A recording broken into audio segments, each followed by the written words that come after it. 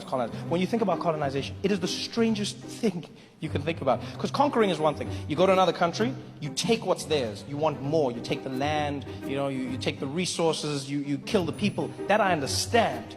But colonization, I don't condone, I understand. But colonization is strange because you go there and you don't just take over. You then force the people to become you. That is such a strange concept. Professionalism has the same mindset, in my opinion. Hear me out. I'm not saying it's to the same extent as colonization, which involved a lot of unaliving and stealing, but it's still important to talk about because people's entire livelihoods depend on their jobs, right? And technically, some industries have unalived people. That's why we have OSHA. Enforcing unwritten rules at work is expecting other people to be just like you.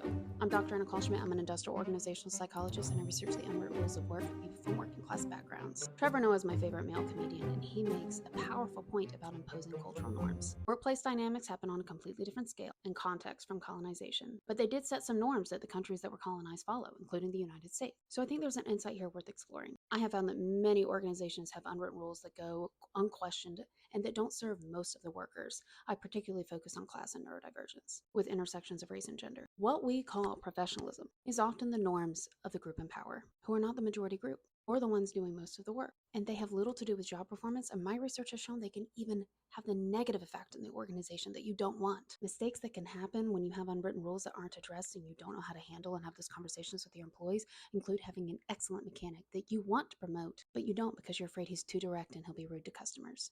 You could have a retail employee with great customer feedback who you don't put in more positions to help more customers because you don't think their hair is brand appropriate. You could have a talented team member who is seen as not leadership material because they don't speak the way you speak. And because they don't speak the way you speak, you don't think anybody else in your audience would either. These aren't isolated incidents. My research has shown that even most white men who come from a poverty background or are neurodivergent have to adapt to these norms, and then it has negative consequences for them at work. So imagine that with other identities as well. And it's not just about fairness, though that is important. There are also business impacts here. You miss out on perspectives that could help you make better decisions and reach more audiences. Everybody wants to be Steve Jobs and claim that innovation, but nobody wants to do the work of going out on a limb and trying something new. To do that, you have to have new ideas and new perspectives. Having these rules is a promotion pipeline issue. You could be promoting the wrong people. You could also have higher turnover than usual, which most companies aren't measuring the cost, but that doesn't mean that you're not spending the money. You also have disengaged employees, which significantly impacts productivity and that sweet bottom line. The most successful organizations I've worked with have acknowledged the unwritten rules are real and have conversations about them with their employees. It doesn't mean none of your unwritten rules are going to be there. It doesn't mean that none of your cultural values are important, but having the tools to have conversations about them is essential for moving forward and for recognizing what does a real organizational success look like for you and what does that mean for individual performance to get there. The workplaces that thrive aren't the ones with the most rigid cultural codes. They're the ones with cultures where people can flourish, even if they are different, and bring in new markets and bring in new ideas. I'm writing a book about all of this. The link to the waiting list is in my bio.